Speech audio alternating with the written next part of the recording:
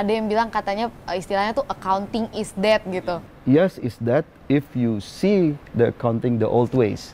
Data science nih ya Om ya, pentingnya tuh seberapa pentingnya sih? Wah, sangat penting sekali. Ya, contohnya tadi yang saya sebutkan tadi dengan surveillance capitalism ya, bahwa perusahaan-perusahaan sekarang ini sadar nggak dengan kita punya aplikasi Facebook dan yang lain, kita dibombardir dengan iklan. Nah, untuk ujung-ujungnya siapa yang diuntungkan? Kapitalis dalam artian perusahaan-perusahaan besar ya, yang diuntungkan. Bisa nggak konsumen itu bertahan terhadap itu? Nggak akan bisa.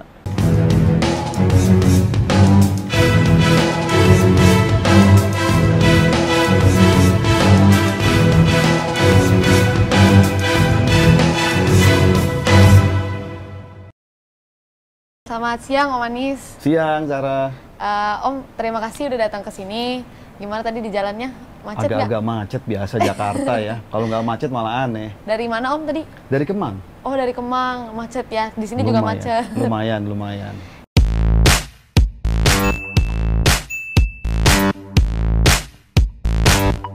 Ya Om, jadi di sini tuh Zahra mau nanya-nanya nih. Boleh. Terkait dengan minat baca nih. Ya. Jadi kan udah seperti yang kita ketahui kan sekarang ini udah era digital ya Om. Semua udah serba digital, semua udah dari YouTube, Instagram gitu-gitu kan sekarang ya Om. Apalagi ada sekarang pembelajaran tuh juga ada lewat Zoom gitu ya Om.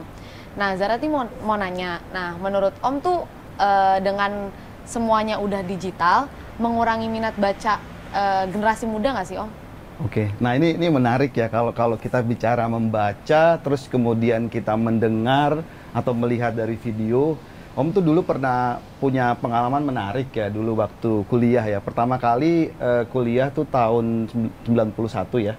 Itu pertama kali kuliah tuh kan kalau SMA kan bahasa Indonesia semua rata-rata ya. Betul. Dan typically tuh kalau bahasa Indonesia ketika kuliah tiba-tiba dapat bahasa Inggris setumpuk, wah itu bikin kepala puyeng dan kadang-kadang kayak lari gitu dari kenyataan. Aduh udah nggak mau baca deh.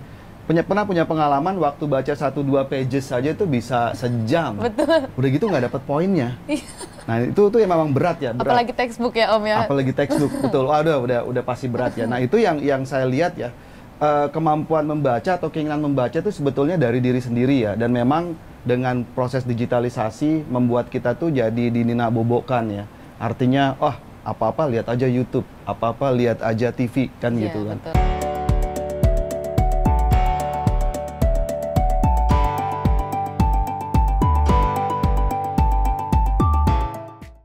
Baca nggak perlu, nggak penting kan gitu kan. Nah tapi itu jadi hal yang Om waktu itu belajar ya, ketika pengen komprehensif ujiannya, Om tuh nyesel waktu itu baca buku bisa ngelahap sekitar 4-3 buku besar dalam waktu 2 minggu. Wow. Sebenarnya gampang sebenarnya kalau punya keinginan, kalau punya intention. Kalau saya nyebutnya itu dulu menariknya ada satu titik di mana kalau titik itu kita lewati itu udah tapi untuk mencapai titik itu susah banget. Iya. Nah jadi memang kendala membaca itu jadi isu terbesar ya buat orang-orang Indonesia. Saya sendiri, Om sendiri waktu itu ya. Tapi yang lebih penting juga kalau kita membaca, pertanyaannya kan membaca bahasa Indonesia atau membaca bahasa Inggris. Itu kuncinya gitu, bahwa kalau bisa baca buku nggak hanya bahasa Indonesia, pakai bahasa Inggris gitu. Baca berita jangan pakai bahasa Indonesia, bahasa Inggris. Bukan karena kita pengen gaya-gayaan ya, tapi lebih karena bahasa Inggris itu udah global. Kita tidak dibatasi oleh geografis. Iya, betul. Segala sesuatu proses digitalisasi itu tidak ada lagi batasan-batasan. Indonesia, Malaysia, Singapura itu nggak ada batasan, everywhere. So jadi membaca itu kunci ya. Kalau kita bicara historical lagi nih ya, kalau kita bicara zaman Nabi Muhammad ya, zaman jahiliyah. Zaman jahiliyah kan kulturnya orang Arab itu senang dengan bercerita. Kulturnya tidak ada writing, tidak ada menulis. Oh iya betul. Waktu kita bicara tentang Al-Qur'an, ayat Al-Qur'an itu cuma diceritakan kan oleh Nabi kan. Diceritakan, storytelling. Apa yang kita lakukan ini storytelling gitu. Tapi essentially itu nggak bertahan lama, makanya perlu writing. Ada proses writing yang akhirnya nanti orang membaca. Makanya pertama kali keluar apa istilah bacalah. Jadi sebenarnya conceptually membaca itu essence dari ajaran agama Islam sebetulnya, terutama buat rakyat Indonesia. Nah, memang kalau saya kan ngelihatnya typically orang belajar ngaji ya. Ngaji bacalah Iqra pertama kali ayat pertama kali Iqra. Tapi Iqra itu meaningnya tuh luas ya. Membaca, melihat, mendengar orang, kemudian membaca tulisan orang, membaca pikiran orang dan melihat dunia. Nah, itu yang bisa membedakan satu individu atau satu umat terhadap umat yang lainnya. Kira-kira gitu singkatnya ya. Berarti singkat juga membaca sih. itu penting lah ya Om. Oh, itu core. Itu harus ya. Harus core. Wajib. Bukan sunnah lagi, wajib. Bukan wajib itu baca itu. Iya. Kalau boleh tahu Om Anis ini lulusan universitas mana Om? Oke. Lo Zara lulusan mana? Dan jurusan mana? Zara belum lulus Om, masih kuliah. Ngambil nih. apa? Akuntansi Om. Oke. Akuntansi di PKN STAN Om. Oke. Saya tanya balik boleh nggak? Boleh Om, boleh. Seneng akuntansi nggak? Seneng, jalanin aja sih Om. Oke. Jalanin sih Om. Tertarik sih tertarik. Cuman pas ngejalaninnya kan ya banyak ya akuntansi kan. Ini yang fieldnya itu kan luas gitu ya. Jadi itu sih ya Om yang agak bikin ini.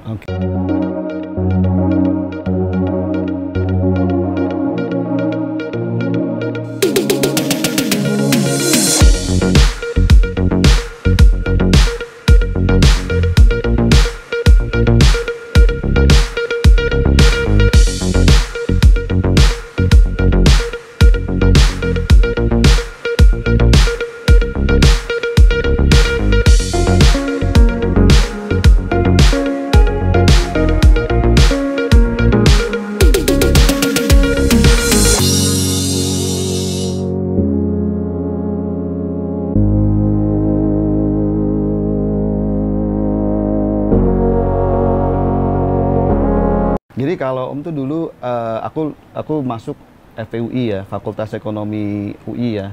Pertama kali di Salemba tuh, terus kemudian Om pindah ke Depok ya. Oh iya. Nah, memang waktu itu waktu pertama kali masuk UI itu nggak ada jurusannya. Jadi masuk ekonomi aja. So jadi we are generalist at that time gitu kan. Kayak masuk SMA gitu. Betul. Dulu baru penjurusan gitu. Betul. Ya. Jadi belajar tuh waktu tingkat 1 2 itu tentang makroekonomi, mikroekonomi, basic economics lah. Tapi ke tingkat kedua udah dijurusin, disuruh milih. Om disuruh milih. Ini pengalaman menarik. Disuruh milih akuntansi, manajemen, studi pembangunan. Studi pembangunan jadi menteri katanya. Yang sekarang Sri Mulyani dan yang lain-lain. Terus kemudian akuntansi itu gampang. Jadi jadi KAP, jadi partner. Oh, iya. Di Big Five lah, Big Six, Big Five pada saat itu kan. Nah, terus manajemen konsultan seperti Pak Renald kan, seperti itu. Terus pilihannya sih simple pada saat itu. Akuntansi is more istilahnya tuh more punya gengsi tinggi gitu, lebih tinggi gitu. Jadi hampir saya pikir 80% tuh angkatan saya tuh ngambil akuntansi semua. Karena langsung kerja. Iya, karena pikirannya short ya, maksudnya lulus langsung pasti dapat kerja kan gitu kan. Betul. Walaupun jadi auditor ya yang kerja rodi ya kalau istilahnya kan zaman dulu kan kerja rodi. Nah itu jadi dari situ zaman dulu kan 5 tahun ya, kalau sekarang saya nggak tahu 3 tahun 4 tahun kali ya. Jadi memang ngerasain tuh akuntansi itu satu hal yang rigid at that time ya, bahwa rule based lah, semuanya itu ada aturannya. Inovasi nggak bisa kan? Perlu inovasi nggak? Berkreasi nggak ada. Jadi itu ilmu yang pada saat itu diajarkan, walaupun terus terang Om waktu itu tertarik satu ilmu atau satu sub ilmu dari akuntansi yang cukup menarik, accounting management. It's more flexible at that time rather than akuntansi keuangan ya. Itu kan udah fix ya, fix ya pengantar akuntansi dan yang lain. Jadi lebih banyak kayak ABC costing gitu kan, belajar tentang Kanban. So itu lebih ke arah situ gitu rather than audit. So jadi pengalamannya di situ, kuliahnya gitu dulu di akuntansi. Nah, tapi kan nih Om tadi nanya nih, Zara enjoy nggak nih di akuntansi? Nah, Om sendiri enjoy nggak di akuntansi? Kalau bicara di akuntansi, memang pada saat kuliah ya, kita bicara rule base, at that time kita kuliah tuh kan anak-anak muda short ya pemikirannya ya. Kita nyebur dulu baru ngerasain, bukannya mikir dulu. Kita ngeliat denger orang tua dulu. Kakak saya kan juga dulu akuntansi ya. Oh ya, masuk akuntansi, lulus cepet dapat kerja. Bener dapat kerja. Betul. Tapi lupa satu pertanyaan. Do you enjoy it or not? Gitu kan. Itu yang key-nya kan. Do you enjoy it and can you survive? Can you make your best of you on that field? Banyak yang nggak nanya. Nah, itu mungkin pelajaran yang bagus buat anak muda zaman sekarang ya, untuk mempertanyakan ke diri sendiri. Did you survive in that field forever until you die, or ya keluar masuk kayak kutu loncat? Jadi lebih baik untuk berpikir dulu apakah akan enjoy dengan jurusan ini, atau nyemplung aja dulu baru deh lihat ntar gimana tuh Om. Nah, itu pengalaman menarik ya. Jadi Om tuh masuk ke akuntansi, nyemplung dan sadar. Menariknya, kita kan tahu ada weaknesses. Setiap field itu ada weaknesses. Ada field yang kita bisa masukin gitu. Ada field yang this is interesting. Jadi istilahnya walaupun kita masuk nyebur, jangan terpaku ke satu area yang kita nggak suka gitu. Waktu itu akuntansi yang Om paling seneng cuma satu mata kuliah. Sistem informasi akuntansi. Sistem informasi akuntansi. Di situ. Jadi artinya bagaimana membuat satu sistem akuntansi dalam proses otomisasi kan gitu istilahnya. Pada saat itu aja, dan Nona mengingat this is the field that I would like to continue until finish graduation gitu kan. Nah, jadi ke situ. Kalau audit no, not my type kan gitu. Tapi ada beberapa orang senang kan. Manajemen keuangan not my type kan, seperti itu. Jadi lebih ke arah situ gitu. Tapi kan kalau di sistem informasi akuntansi kan banyak ribet tuh ya Om, kayak ada flowchart apa segala macam. Nah, itu tuh gimana sih cara belajarinnya? Soalnya Zahra sendiri tuh agak kesulitan juga di situ gitu. Nah, menariknya pada saat zaman dulu Om ya, itu kan sumber internet nggak ada ya. Iya. Ini bikin kepala pusing ya. Tapi untungnya karena seneng, jadi bisa cepet tuh nangkepnya tuh. Yang penting kalau seneng aja deh. Dan tahu basicnya, bikin flowchart, bikin apapun itu cepat sekali gitu. Dan memang kalau dengan sekarang internet ya, dengan adanya internet, kita lihat internet kan banyak banget ya, itu gampang banget. Nah, itu balik lagi ke pertanyaan pertama tuh, kalau kita senang baca, kalau kita senang nyari informasi di internet itu banyak banget. Jadi kalau nggak tahu atau bingung, confused, menariknya kan gini, kalau kita confused, kita cari, itu more confused you are. Benar. Tapi that's the point of interest ya. Jadi bahwa kita interest untuk cari informasi lebih dalam. Until we satisfied, of course kan gitu. Atau biasanya kan kalau udah pengen ujian, udah stop deh. Kan seperti itu. Jadi intinya adalah apakah minat dengan field itu dan apakah minat baca gitu ya Om. Betul. Ya. Om, jadi nih ada nih desas-desus nih yang Zahra denger nih yang agak bikin panik gitu. Oke. Apa tuh? Katanya kalau misalnya field akuntansi ini tuh terancam nih Om. Ada yang bilang katanya istilahnya tuh accounting is dead gitu. Nah, itu menurut Om tuh gimana? Oke, kalau kita lihat gini ya, kalau kita bicara accounting zaman dulu ya, memang pada saat itu teknologi hanya teknologi EDP kan, electronic data processing, hanya ada satu angka, numbers diproses, terus jadi satu hasil laporan keuangan sederhananya kan. Nah, tapi sekarang kan teknologi udah di mana-mana nih. Bawa contohnya kalau dulu cuma angka, sekarang kita bisa store dokumen PDF, kita bisa store image, kita bisa store video. Nah, kalau dulu sebelum ada AI, video ataupun image mean nothing. Iya. Nggak ada maknanya, bukan data. Sekarang semua bisa dikonversi jadi data.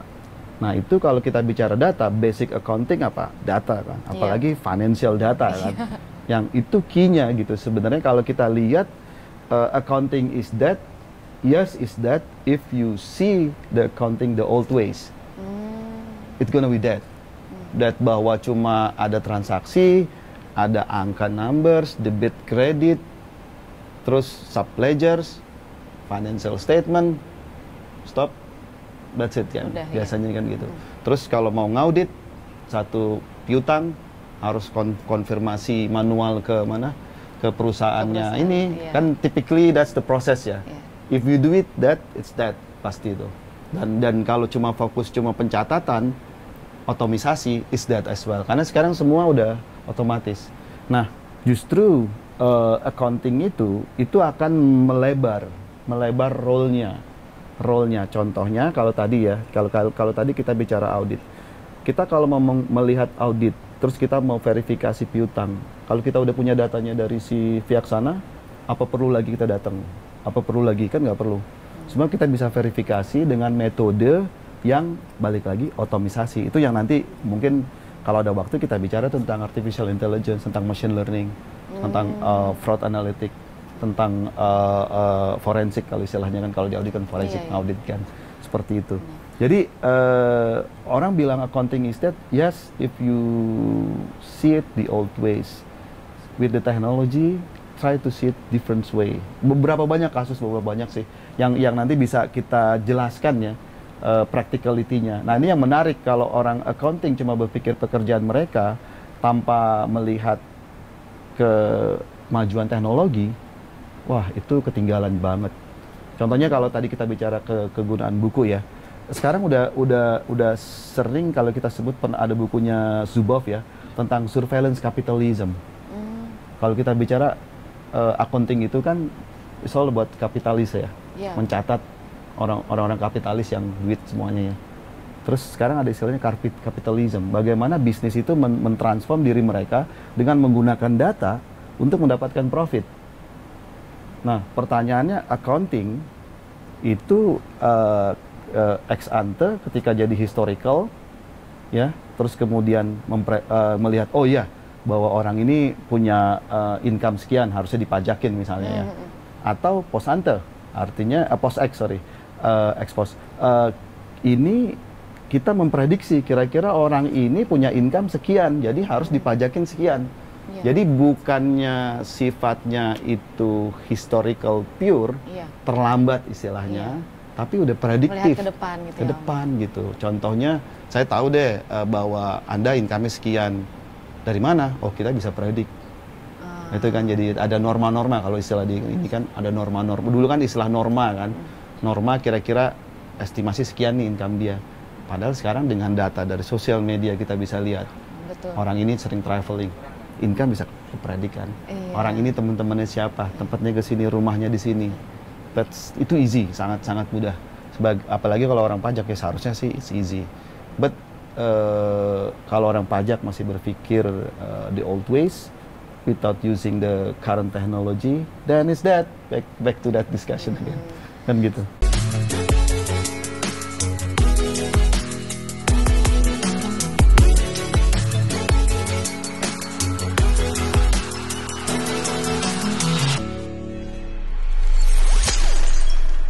Nah kan Om Anis ini kan dulunya jurusan akuntansi gitu ya, tapi kayaknya tertarik banget sama dunia teknologi nih ya. Jadi sebenarnya Om Anis nih bergelutnya tuh apakah masih tetap di akuntansi atau kemana ya Om? Itu pertanyaan menarik ya. Ini balik lagi back ke historical ya, historical dulu ya. Om itu cuma kerja 10 bulan pas lulus ya, terus kerja di bagian akuntansi itu cuma 10 bulan. And then that 10 months of working is a nightmare. Menarik kan? Gitu? Nightmare kan? Nightmare gitu. Kayak istilah kasarnya dikejar setan setiap kerja gitu. Karena kan tahu kan closing month. Oh iya. Every month closing. Preparation. Preparation making financial statement kan gitu. At that time aja itu udah pakai sistem teknologi ya pada saat itu ya, EDP ya, yang blue screen-nya si IBM punya tuh, AS400 typically. Nah, ngelihat pada saat itu, why orang-orang bekerja dibayar mahal hanya memindahkan satu teks ya ke dalam Excel, kemudian melakukan manual otomisasi pada saat itu. So jadi that's repetition. Yang waktu itu Om mikir, waduh kalau begini ini harus sistemnya harus benar nih. Automation is key to make people life easier. Kan, jadi nggak dikejar-kejar terus. Jadi lebih banyak analitiknya rather than clerical. Dan menarik waktu itu sempat kerja di perusahaan US ya, multinational. multinational at that time aja masih seperti itu. Masih kayak gitu ya, Can Om, imagine ya? kalau misalnya yang lokal kan. Iya. Tapi kalau sekarang kan beda ya. Nah, dari situ Om mikir, I need to move my career to a place where I can help the accountant. Untuk mempermudah gitu ya. Betul, untuk mempermudah mereka, mempercepat, dan sebenarnya membantu mereka untuk supaya nggak dikejar-kejar setan, supaya biar tidak mengalami nightmare itu ya, Om ya. Betul.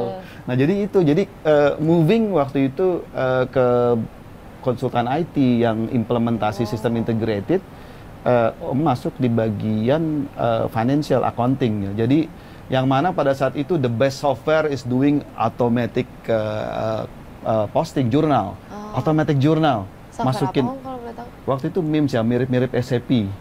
Perusahaan Australia pada saat itu yang di mining ya. Wow. Pada saat itu. Jadi dan Om pernah waktu itu di klien kita PLN ya.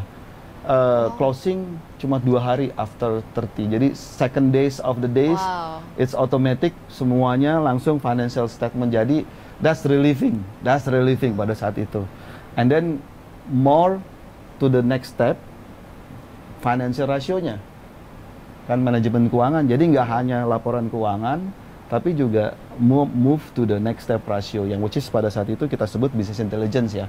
Jadi kita ngambil datanya, Om ngolah supply ledger banyak tuh, debit kredit, of course, otomatisasinya jalan, laporan keuangan jalan, supply ledger pendukungnya ada, semuanya kan lengkap tuh dari atas sampai bawah kan gitu.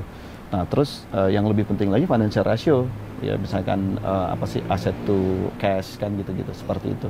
Jadi semua dilakukan secara otomatis without any human intervention at that time. 25 tahun yang lalu kalau nggak salah ya. 25 tahun, Zara aja kayak belum lahir. Iya udah hampir 25 tahun hampir. Wow. Iya seperti itu. Dan of course sekarang lebih sophisticated ya. Iya. Tapi pergerakannya kan perusahaan-perusahaan kecil sekarang udah punya kemampuan seperti itu. Dulu hanya perusahaan-perusahaan besar yang punya kemampuan seperti itu. Sekarang kan udah bisa langsung ya, real time, almost real time closing. Nggak perlu lagi nunggu seminggu, 2 minggu baru report ke atas. Karena udah ada software-software yang membantu juga ya, Om. Betul. Bahkan waktu itu Zahra pernah lihat ada di App Store kayak ada buku kas, ada aplikasi-aplikasi itu gitu. Itu mempermudah sekali. Persis. Ya, Om. Nah itu contoh di mana kalau kita ada buku kas, ada aplikasi itu. So where is the role of accountant? Nah iya sih, Om. Ya kan? Betul. So perusahaan-perusahaan kecil doesn't need accountant. They depend on the system kan. Kan sistemnya udah ada. So jadi memang role-nya accountant harus more than that. Makanya Om sendiri ngelihat ya, sekarang kan data science ya, how to accountant is, sekarang what is the principle of accountant? Numbers, right? Crunching the numbers. Of course numbers, financial numbers. Nah, kalau kita lebih jelaskan apa maksudnya, kita expand ya, numbers, data kan. So, accountant, data science is connected. It's really connected. It's really connected. Data is selalu buat data. Iya sih. Of course orang accountant cuma fokus di duit aja ya. Iya. Tapi kan duit itu coming from apa?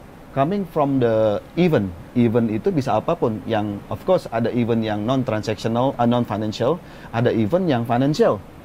Accountant cuma ngambil yang financial. Iya. Tapi before becoming a financial, there is an event that trigger that financial transaction. Itu yang menarik sebetulnya. Dan saya ngeliat malah justru data science itu seharusnya dipegang sama orang-orang accountant rather than orang-orang technical. Kenapa tuh, Om? Data crunching. Orang accountant ngerti nggak? Saya tanya. Accountant ngerti nggak bisnis semen?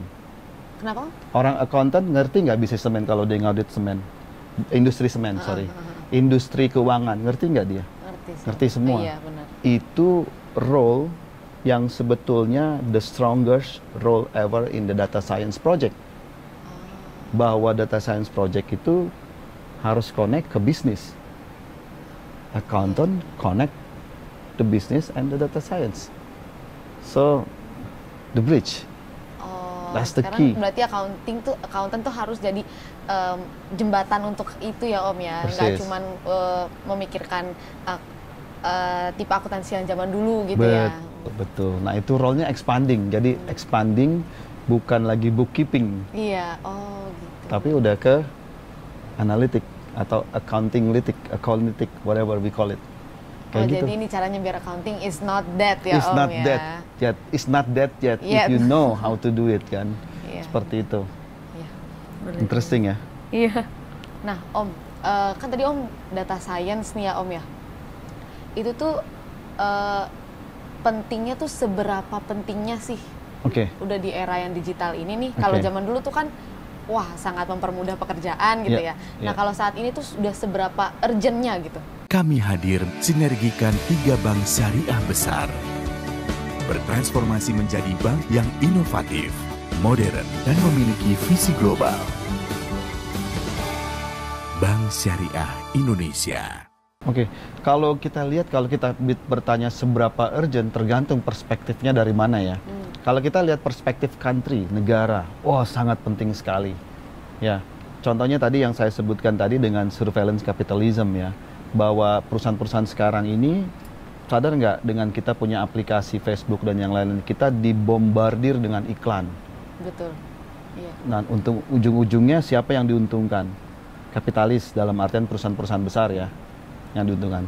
Bisa nggak konsumen itu bertahan terhadap itu? Nggak akan bisa. Terlalu kuat. Jadi artinya dalam konteks itu pentingnya kita tahu data science itu dari sisi corporate. If you are pengusaha, of course penting kan. Gimana kita bisa dengan modal 100 kita dapat 10.000 misalnya kan gitu. Nah, using apa? Data as an oil, the new oil. Nah, itu satu. Terus juga kemudian kalau kita bicara tentang buku Mass Destruction, Power of Mass Destruction, itu apa? It's all about political. Bagaimana ada satu isu yang menjelekkan satu negara, kita bikin aja destruction, mass destruction. Jadi mass surveillance, mass destruction. Distraction artinya distraction tuh jadi orang mikirin yang lain lagi gitu. Padahal isunya ini distraction ya, di distract. Nah itu beneficial buat dari sisi situ. Terus kalau kita bicara lagi dari sisi otomasi atau engineering, autonomous car, Tesla. Kita bicara tentang climate change. Kita bicara lagi tentang climate change itu pakai baterai autonomous. Itu kan hal-hal yang bikin kalau saya bilang role-nya besar dari sisi corporate ya, sama state. Nah sekarang kalau kita bicara individu, what's in it for us as an individu?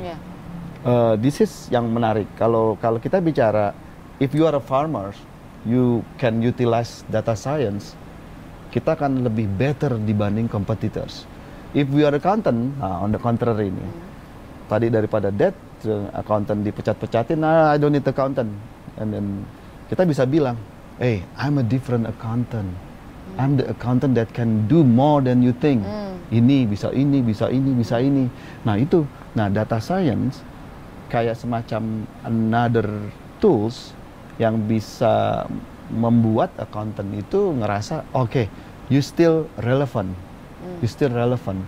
And quite interesting, balik lagi ke yang tadi saya sebutkan ya, bahwa kalau di accountant tahu suatu industri knowledge-nya, knowledge itu bisa diimplementasikan sehingga industri yang dikuasai oleh accountant tersebut jadi lebih better dibanding kompetitor.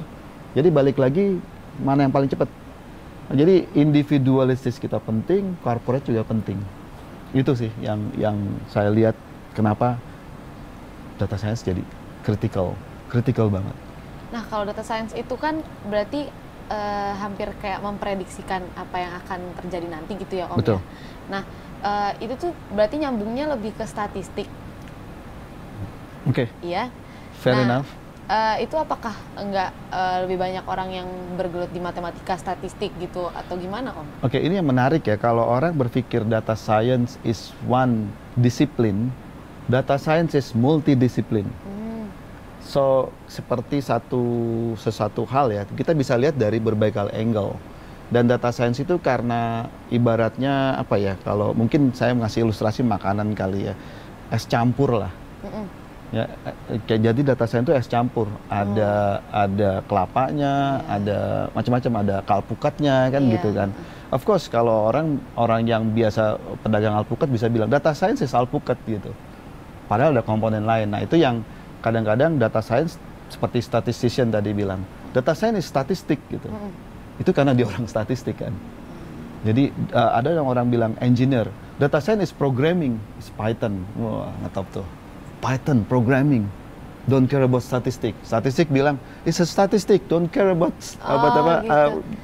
ininya. Terus ada lagi kan area-area database management, data admin, database administrators.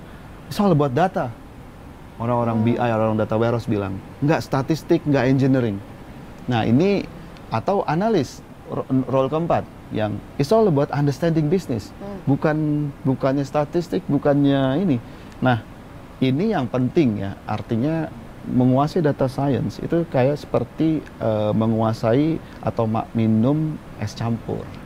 Menguasai berbagai bidang gitu ya. Berbagai bidang, jadi cross disiplin. Misalkan kalau saya orang accountant most likely in analyst role ya. Iya. Tapi do we need to learn about statistics? Yes. But do we need to go deep into the statistics? Not necessarily. Programming. Apakah kita perlu belajar programming? Perlu tahu what is the concept of programming. Simple programming. But deep sampai jadi jagonya programming, nge-hack? Not necessarily. Sama juga yang role database misalnya. Database big data, kita bicara big data, bisa tentang RDBMS. Apakah perlu dalam? Nggak necessary, tapi perlu tahu. Perlu tahu. Gitu. Dan memang itulah accountant dalam hal ini, kalau nggak dead, kita harus coba deh untuk tahu, belajar statistik. Of course, belajar juga kan dulu statistik kan di kuliah kan. Iya, belajar. Belajar juga dulu tentang programming, tapi don't do it everything with Python sampai ngelotok, nggak perlu. Not necessarily. Atau database. Doing SQL syntax, doing apapun itu. Jadi again multidisiplin, cross disiplin, nggak hanya multidisiplin tapi cross, kita juga harus crossing disiplin-disiplin lain, even sometimes psychology dan sometimes ke situ sampai ke psikologi karena it's all about the data. Kan data ada event, ada kejadian psikologi, ada data meaningless without understanding what it's constitute the data, kan gitu, seperti itu. Jadi open to apa istilahnya interpretation, open to other knowledge, itu pentingnya. Nah back to that point, balik lagi, reading is the key. Gimana kita bisa melihat bahwa statistik itu susah atau gampang kalau kita nggak baca? Kalau saya cuma bilang statistik gampang, kan that is my opinion. Bisa benar, not necessarily true, gitu kan. Nah, kalau Om Ani sendiri tuh saranin untuk baca bukunya tuh apa gitu untuk memahami data science? Oke, kalau baca buku justru jangan coba yang berat-berat tentang tadi balik lagi kan 4 disiplinnya. Coba kalau kita as an accountant ya, as an accountant ya. Kalau as an engineer akan beda lagi bukunya. Contohnya as an accountant, itu kita lihat practicality, the usage, the case study of data science in business. Contohnya penggunaan data science di perusahaan-perusahaan besar. Penggunaan data science buat kepentingan pajak, kepentingan audit. Data science buat kepentingan misalkan industri, oil and gas. Kan gitu. Apa aja yang bisa didapat dari situ. Jadi starting dari yang mudah-mudah gitu. Jangan yang sulit-sulit langsung bicara tentang Python, langsung bicara tentang statistik, tentang distribusi normal ataupun neural network yang sophisticated. No. Starting from that. Nah, kalau punya kapasitas dan capabilities baru tuh didalemin. Jadi sederhananya ngeraba dulu deh. Baca-baca buku juga yang santai-santai, nggak usah terlalu berat. Tertarik, baru masuk ke yang kita senang. Kira-kira seperti itu. Jadi itu lebih membaca kasus ya, Om ya? Membaca kasus dan melihat, biasanya kan contohnya kalau kita bicara Harvard Business Review ya. Harvard Business Review beda MBA pada saat itu ya. Kan karena mereka tidak membicarakan tekstual, theoretical. Ya, teori, tapi di HBR itu dia melihat praktek. Yang praktek kemudian dikupas habis. Dikupas habis, kenapa dia sukses, kenapa dia failed kan. Teori nggak ada di situ, teori, bahwa practicality. Jadi kuncinya, don't try to learn about the theory, try to learn the practicality of that application in real life. Dari situ kita bisa berpikir, oke, seperti ini. Karena kan by the way, anyway, kita kan teori kan nggak mau jadi profesor kan. Kan kita cuma pengen jadi praktisi yang knowledge kita bisa dipakai dan berguna buat bisnis dan masyarakat, kan gitu aja. Kira-kira. Nah, saat Om Anies ini mengolah datanya nih, data science-nya ini, biasanya tuh berapa lama sih Om yang dibutuhin waktunya, dan susah nggak sih? Soalnya kan dia dengan cross disiplin seperti itu, berarti kan harus memahami segala macam. Nah, itu biasanya untuk Om mengerjakan mengolah data itu butuh berapa lama? Nah, ini yang menarik ya, memang balik lagi, data science itu multidisiplin. Itu we started from the business problem. Yang mau di-solve apa?